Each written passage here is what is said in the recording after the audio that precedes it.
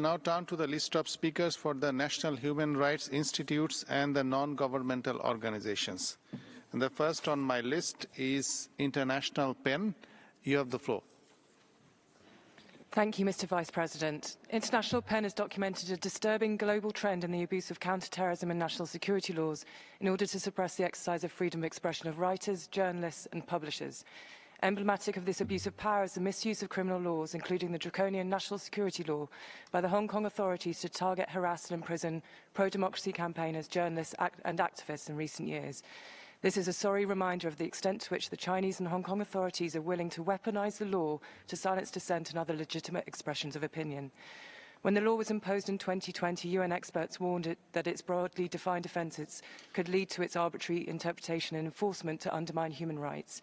With the trial of journalist, publisher and pro-democracy activist Jimmy Lai, now 77, those warnings have become an alarming reality. Mr. Lai is accused of sedition, said to arise out of his journalism.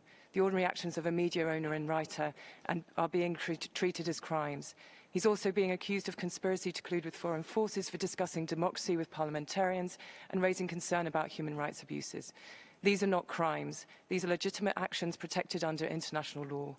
The UN Working Group on Arbitrary Detention has found Mr. Lai is arbitrarily detained, is being denied his fundamental right to a fair trial.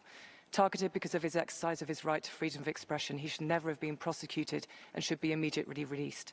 International PEN thanks the Special Rapporteur for raising this case with China and Hong Kong.